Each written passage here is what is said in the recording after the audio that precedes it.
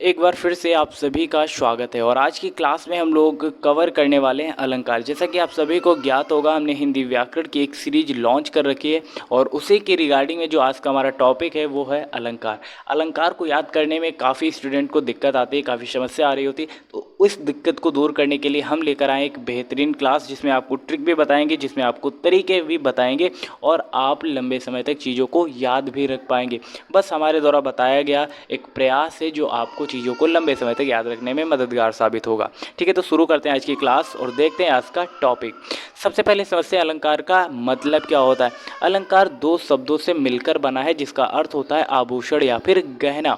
जिस प्रकार स्त्री आभूषण या गहने को ग्रहण करके अपनी सुंदरता की शोभा को बढ़ाती है, ठीक उसी प्रकार हिंदी व्याकरण में काव्य की शोभा बढ़ाने के लिए हमें किसकी आवश्यकता पड़ती है? अलंकार की आवश्यकता पड़ती है और इसीलिए हम अलंकार को पढ़ते हैं। अब बात कर लेते हैं अलंकार के भेद कितने होते हैं। अलंकार के मुख्य रूप से दो ही भेद होते हैं, हालांकि एक और भेद होता है जिसकी अभी हम आगे बात करेंगे। ठीक है, तो एक होता है शब्द अलंकार और दूसरा होता है अर्थ अलंकार। ठीक है, इन्हीं दो टॉपिक से number of questions, maximum number of questions पूछे जाते हैं, ये आपको याद रखना है। ठीक है, कोई भी कॉम्पिटिटिव एग्जाम हो या फिर आपका स्कूल लेवल का एग्जाम हो, वहाँ पर भी यहाँ से क्वेश्चन पूछे जाने की संभावना सबसे हाई रहती है, तो ये आपको याद रखना है। अब बात कर लेते हैं अलंकार का तीसरा भेद, जिसको हम उभय अलंकार भी कहते हैं। इसमें आपको संसृष्टि और संकर जैसे अलंकार के बारे में पढ़ना होता है। अब बात कर लेते हैं शब्द अलंकार में किन किन टॉपिक्स को पढ़ना हमारे लिए इंपॉर्टेंट हो जाता है। सबसे पहले अनुप्रास अलंकार, यमक अलंकार और श्लेष अलंकार बहुत ही इंपॉर्टेंट है।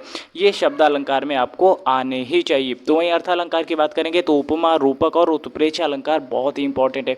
इसके साथ साथ अतिशयोक्ति अलंकार भी कभी कभी आपके एग्जाम पॉइंट ऑफ व्यू बन जाता है और यहाँ से क्वेश्चन पूछने की प्रोबेबिलिटी हाई रहती है। ठीक है ना, तो 7 अलंकार हम आज की क्लास में डिस्कस करने वाले हैं। कितने अलंकार? 7 अलंकार। और सातों अलंकारों की ट्रिक इतनी बेहतरीन है कि आप मेरे हिसाब से भूल नहीं पाएंगे। चलिए देखते हैं एक एक अलंकार। सबसे पहला अलंकार है उपमा अलंकार। ठीक है, उपमा अलंकार की ट्रिक क्या है? योजक चिन्ह आएगा, कोई भी जो दोहा दिया गया है अगर आपसे उसमें पूछा जाता है कि कौन सा अलंकार है, तो उपमा अलंकार की पहचान क्या है? उसमें योजक चिन्ह आने के साथ साथ इन शब्दों का उल्लेख होगा। कौन कौन से शब्दों का? सा, सी, से, सरिस। ठीक है, योजक चिन्ह के साथ साथ सा, सी, सरिस शब्दों का अगर उल्लेख है तो आपको आंख बंद करके जवाब दे देना है वहां पर कौन सा अलंकार होगा? उपमा अलंकार होगा। एग्जाम्पल देखते हैं, मुख चंद्रमा सा सुंदर, पहला तो इसमें सा शब्द आ गया है ना, उसके साथ साथ योजक चिन्ह भी आ गया, तो चंद्रमा सा में योजक चिन्ह आ गया, उसके साथ सा शब्द भी आ गया, यानी कि आपको आइडिया लग गया कौन सा अलंकार होगा? उपमा अलंकार। उसी प्रकार दूसरा एग्जाम्पल है कर कमल सा कोमल, तो कमल सा में देख रहे हैं आप योजक चिन्ह आ रहा है और उसके साथ साथ क्या आ रहा है? सा शब्द की आवृत्ति हो रही है, तो यहाँ पर भी कौन सा अलंकार होगा? उपमा अलंकार। उपमा अलंकार की ट्रिक क्या है? योजक चिन्ह के साथ साथ सा, सी, से, सरिस शब्दों का अगर उपयोग किया गया है तो वहाँ पर उपमा अलंकार होगा। क्या इतनी बात समझ में आई? डेफिनेटली आपको समझ में आ गई होगी। अब देखते हैं इसके साथ साथ, जैसे अगर आपको डेफिनेशन लिखनी हो तो कैसे लिखेंगे? तो जहाँ पर उपमेय में उपमान की समानता बताई जाती है, क्या? जहां पर उपमेय में उपमान की समानता बताई जाती है वहां पर उपमा अलंकार होता है। वहीं पर एक और एग्जांपल देख लेते हैं, पीपर पात सरिस मन डोला। अभी मैंने बताया था उपमा अलंकार में योजक चिन्ह के साथ साथ सा, से, सरिस शब्दों का उपयोग किया जाता है, तो योजक चिन्ह कहां पर होगा? पीपर पात सरिस मन डोला। ठीक है, तो योजक चिन्ह भी होगा और उसके साथ सरिस शब्द आ गया ना, तो आइडिया आपको लग गया कौन सा अलंकार होगा? उपमा अलंकार होगा। पीपर पात में डैश लगेगा जिसे हम योजक चिन्ह कहते हैं और सरिस शब्द भी आ गया, सा, से, सरिस, तो कौन सा अलंकार होगा? उपमा अलंकार। क्या इतनी बात क्लियर हो गई? आप यहाँ पर देख सकते हैं योजक चिन्ह के साथ सा, से, सरिस शब्दों का उल्लेख हो रहा होगा। क्लियर? उसके बाद देख लेते हैं रूपक अलंकार। इसकी पहचान कैसे होगी? इसमें भी योजक चिन्ह आएगा और इसके साथ साथ सा, से, सरिस शब्दों का उपयोग बिल्कुल भी नहीं हो रहा होगा। बस इतना ही आपको याद रखना है, योजक चिन्ह आएगा लेकिन सा, से, सरिस शब्दों का उपयोग नहीं होगा। जैसे मैं या मैं तो चंद्र खिलौना ले हूँ, तो चंद्र खिलौना में आप देख पा रहे हैं योजक चिन्ह आया हुआ है और योजक चिन्ह आया यानी कि रूपक अलंकार हो गया। क्लियर है ना? और इसके साथ साथ यहाँ पर ये जैसे योजक चिन्ह आया, आपको याद रखना है सा, से, सी इन शब्दों का उपयोग नहीं हो रहा होगा। ठीक है, जहाँ पर योजक चिन्ह और सासी से शब्दों का उपयोग होगा वहाँ पर उपमा अलंकार होगा और जहाँ पर सासी से शब्दों का उपयोग नहीं होगा वहाँ पर रूपक अलंकार होगा। क्या इतनी बात क्लियर है? अगर आपको डिफिनेशन लिखनी है तो आप ये लिख सकते हैं, जहाँ उपमेय में उपमान का भेद रहित आरोप प्रकट किया जाए वहाँ पर रूपक अलंकार होता है। जहाँ पर उपमेय में उपमान का भेद रहित आरोप होता है तो वहाँ पर रूपक अलंकार होता है। उसी प्रकार एक और एग्जाम्पल है जो कि एग्जाम पॉइंट ऑफ व्यू काफ़ी बार बनता है, काफ़ी बार पूछा भी गया है। एग्जाम्पल क्या है? उदित उदयगिरि मंच पर रघुबर बाल पतंग, बिकसे संत सरोज सब हरखे लोचन भृंग। तो उदित उदयगिरि मंच पर, यहाँ पर कौन सा चिन्ह आ गया? योजक चिन्ह आ गया। अभी मैंने ट्रिक बताई थी, योजक चिन्ह के साथ साथ सात सी से शब्दों का अगर उपयोग नहीं होता है तो वहाँ पर रूपक अलंकार होगा, और जहाँ पर योजक चिन्ह के साथ साथ सात सी से शब्दों का उपयोग होगा वहाँ पर उपमा अलंकार होगा। तो इतनी बात क्लियर हुई, योजक चिन्ह रूपक अलंकार। ठीक है, क्लियर। अब चलते हैं इसके और एग्जाम्पल की तरफ जो कि काफ़ी बार एग्जाम में पूछा गया है कि चरण कमल बंदो हरिराय, इसमें कौन सा अलंकार होगा? तो योजक चिन्ह दिखा, रूपक अलंकार टिक किया। क्लियर, चरण कमल इसमें योजक चिन्ह दिख रहा है ना, तो रूपक अलंकार हो गया। और आपको दूसरी ट्रिक मैंने ये भी बताई थी कि देखिए योजक चिन्ह के साथ साथ सात सी शब्दों का उपयोग बिल्कुल भी नहीं होना चाहिए, और अगर ऐसा होता है तो वहाँ पर रूपक अलंकार होगा, और सात सी शब्दों के साथ साथ योजक चिन्ह है तो वहाँ पर उपमा अलंकार। ये दो अलंकार आई होप अब आप कभी नहीं भूलेंगे। इसके बाद चलते हैं उत्प्रेक्षा अलंकार की तरफ, जो कि बहुत ही इंपॉर्टेंट है और काफ़ी बार एग्जाम में पूछा गया है। इस पंक्ति में होता क्या है, बेसिकली जैसे कोई भी दोहा दिया गया उसमें ज्यों, मानो, इव, मनु, जनु, जान, मनहु, जनहु, इस प्रकार के शब्दों का अगर उल्लेख किया गया है तो वहाँ पर उत्प्रेक्षा अलंकार होता है। इसकी यही ट्रिक है, इन शब्दों को याद रखना है। किन शब्दों को? ज्यों, मानो, इव, मनु, जनु, जान, मनहु, जनहु, अगर इन शब्दों का उपयोग किया गया है तो वहाँ पर उत्प्रेक्षा अलंकार होगा। एग्जाम्पल देखते हैं, जनु बरसा ऋतु प्रकट बुढ़ाई, नेत्र मानव कमल। तो मानव शब्द आ गया, और मानव शब्द कहाँ पर? ये ज्यों के तुरंत बाद मानव शब्द यहाँ पर। ठीक है, तो मानव शब्द अगर आ गया और इनमें से कोई भी शब्द अगर आपके दोहे में मिलता है तो वहाँ पर आपको उत्प्रेक्षा अलंकार टिक कर देना है। अगर आपको परिभाषा लिखनी हो तब आप क्या लिखेंगे? तो जहाँ पर उपमेय में उपमान की संभावना व्यक्त करी जाती है, सिर्फ और सिर्फ क्या करी जा रही होती है? संभावना व्यक्त की जाती है, वहाँ पर उत्प्रेक्षा अलंकार होता है। और जहाँ उपमेय में उपमान की तुलना या समानता की जाती है वहाँ पर रूपक अलंकार होता है। ठीक है ना, तो उपमेय में उपमान की संभावना व्यक्त करी जा रही है तो वहाँ पर कौन सा अलंकार होगा? उत्प्रेक्षा अलंकार होगा। एग्जाम्पल देखते हैं, सोहत ओढ़े पीत पट श्याम सलोने गात, मनहु नीलमणि शैल पर आतप प्रयोग प्रभात। तो यहाँ पर मनहु शब्द भी मिल गया आपको। जैसे अभी मैंने बताया था, ज्यों हो सकता है, मानो हो सकता है, मनहु हो सकता है, जनहु हो सकता है, जान शब्द हो सकता है। अगर इन शब्दों का उल्लेख हो रहा है तो वहाँ पर कौन सा अलंकार होगा? उत्प्रेक्षा अलंकार। ठीक है ना, तो मनहु शब्द आपको मिल गया ना, देखो ये मनहु शब्द रहा, जनहु शब्द रहा, ज्यों, मानो, इन शब्दों में से कोई भी दोहे में अगर एक शब्द मिलता है तो आपको उत्प्रेक्षा अलंकार पर टिक करना है। क्या इतनी बात समझ में आई? बिल्कुल आ गई होगी। अब चलते हैं, देखिए वही एग्जाम्पल यहाँ पर फिर से मेंशन किया गया है, मनहु शब्द आ गया ना, तो यहाँ पर कौन सा अलंकार होगा? उत्प्रेक्षा अलंकार।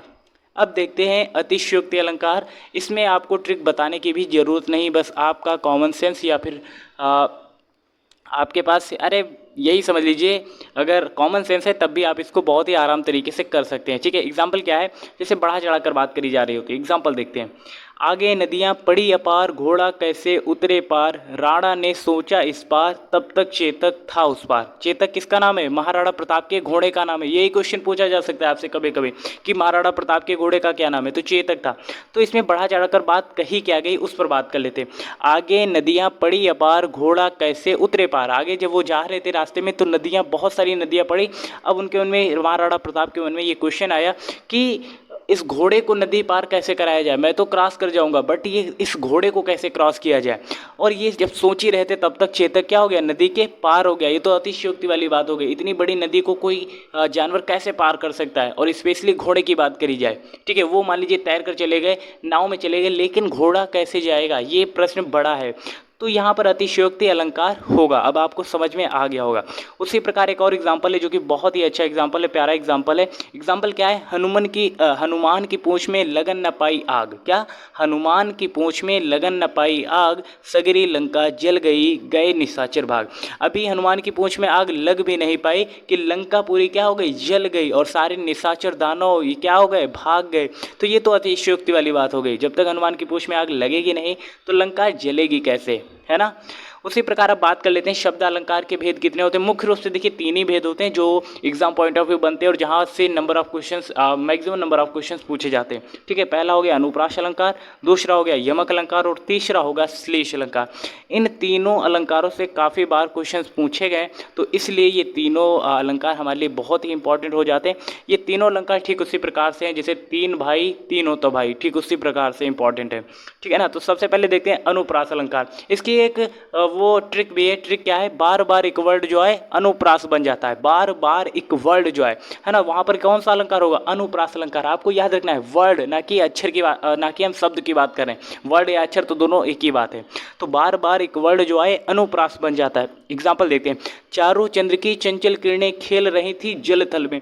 तो चारों चंद्र चंचल, इनमें चा शब्द की आवृत्ति कितनी बार हो रही, बार बार हो रही है। तो एक ही वर्ड की आवृत्ति बार बार हो रही है।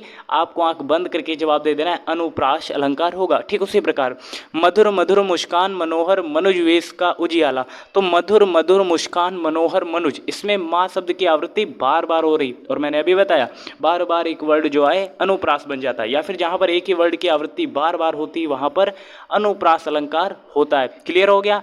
उसके बाद देखते हैं, अगर आपको डिफिनेशन लिखनी है तो यही आप लिख सकते हैं, जहाँ 2 या 2 से अधिक वर्ड, ठीक है, यहाँ पर अधिक शब्दों की बात भी करी गई है और समान वर्णों की भी बात करी गई है, तो वहाँ पर अनुप्रास अलंकार होगा। हालांकि आप शब्द को यहाँ पर कट कर दीजिए, वर्ड तक ही सीमित रखिए, क्योंकि अनुप्रास अलंकार में बार बार एक वर्ड जो है अनुप्रास बन जाता है। ये आपको गीत याद रखना है, ये पंक्ति आपको याद रखनी है, शब्द नहीं होगा। ठीक है, शब्द आपको कट कर लेना है। उसी प्रकार एक और एग्जाम्पल है, चारों चंद्र की चंचल किरणें खेल रही थी जलथल में। अभी बताया चारों चंद्र चंचल, इसमें चार शब्द की पुनरावृत्ति या फिर आवृत्ति बार बार हो रही, तो अनुप्रास अलंकार होगा। उसी प्रकार यमक अलंकार में एक शब्द जो होता है वो कई बार उपयोग होता है, लेकिन उनके अर्थ अलग अलग होते हैं। जैसे एक ही शब्द एक से अधिक बार आता तो है, लेकिन उसके अर्थ क्या होते हैं, अलग अलग होते हैं। बहुत ही फेमस एग्जाम्पल है जो काफ़ी बार आपकी एग्जाम पॉइंट ऑफ व्यू बना हुआ है और काफ़ी बार एग्जाम में आया हुआ है। ठीक है, एग्जाम्पल क्या है, कनक कनकते शौगुनी मादकता अधिकाय वाह खाए बौराए नर या पाए बौराए। एक कनक का अर्थ है सोना, तो दूसरे कनक का अर्थ है धतूरा। ठीक है, अगर कोई किसी व्यक्ति को धतूरा मिलता है या फिर सोना मिलता है, सोना मिलने पर वो पागल हो जाता है, और अगर वो धतूरे को खा लेता है तब भी पागल हो जाता है। यानी कि अगर किसी व्यक्ति के पास मान लीजिए धतूरा या किसी व्यक्ति ने खा लिया है या फिर वो सोना पा जाता है अधिक मात्रा में, तो वो क्या पागल ही हो जाता है ना। तो वही बात करी गई, कनक कनकते शौगुनी मादकता अधिकाय वाह खाए बौराए नर या पाए बौराए। ठीक है, ठीक उसी प्रकार दूसरा एग्जाम्पल है, काली घटा का घमंड घटा। तो काली घटा जो है उसका क्या हो गया, घमंड कम हो गया, घट गया। तो एक ही शब्द बार बार आया है, लेकिन दोनों घटे शब्द का मतलब अलग अलग है। अगर आप डेफिनेशन लिखना चाहें तो कैसे लिखेंगे, जब एक ही शब्द एक से अधिक बार आता है और लेकिन उसके अर्थ क्या होते हैं, भिन्न भिन्न होते हैं, तो वहाँ पर यमक अलंकार होता है। क्या इतनी बात क्लियर हुई। अब हम लास्ट में श्लेष अलंकार की बात करेंगे, और ये बहुत इंपॉर्टेंट है, देख लेते हैं। एक शब्द एक ही बार आएगा लेकिन उसके अर्थ अलग अलग होंगे। ठीक है, और एक से अधिक भी होंगे। श्लेष अलंकार में क्या होता है, स्पेशली एक शब्द एक ही बार आएगा लेकिन उसका अर्थ क्या होगा, एक से अधिक होगा, उसके अर्थ एक से अधिक होंगे। यही बस आपको याद रखना है। एग्जाम्पल क्या है, रहीमन पानी राखिए बिन पानी सब शून, पानी गए न उबरे मोती मांस चून। तो यहाँ पर एक पानी का मतलब है विनम्रता, तो वहीं दूसरे पानी का अर्थ है आभा या फिर तेज। तो पानी शब्द देखिए कई बार आए, लेकिन तीनों पानी के अर्थ क्या हैं, अलग अलग है। एक पानी का सामान्य वही पानी, ठीक है, और पानी का अर्थ है विनम्रता, और तीसरे पानी का अर्थ है आभा तेज, जिसकी वजह से आपकी ख्याति है। ठीक है, तो यहाँ पर श्लेष अलंकार में स्पेशली होता है क्या, एक शब्द एक ही बार आएगा, लेकिन हो सकता है एक से अधिक बार भी आ जाए, लेकिन उनके अर्थ तीनों जगह या चारों जगह जितनी बार आया अलग अलग होंगे। ये बात आपको याद रखनी है। श्लेष अलंकार की जैसे डेफिनेशन लिखनी है तो यहाँ से आप लिख सकते हैं, और जैसा कि मैंने ये एग्जांपल आपको करा ही दिया है, तो आई होप ये वीडियो आपकी नॉलेज को इम्प्रूव करने के लिए सफिशिएंट रही होगी। और लास्ट में या फिर अंत में यही कहना चाहूँगा कि छोटों को प्यार दे, बड़ों को सम्मान दे, और अपना व्यक्तित्व इस प्रकार विकसित करें कि महिलाएं आपके पास सुरक्षित महसूस करें। मिलते हैं नेक्स्ट इन्फॉर्मेटिव वीडियो के साथ, तब तक के लिए जय हिंद, नमस्कार।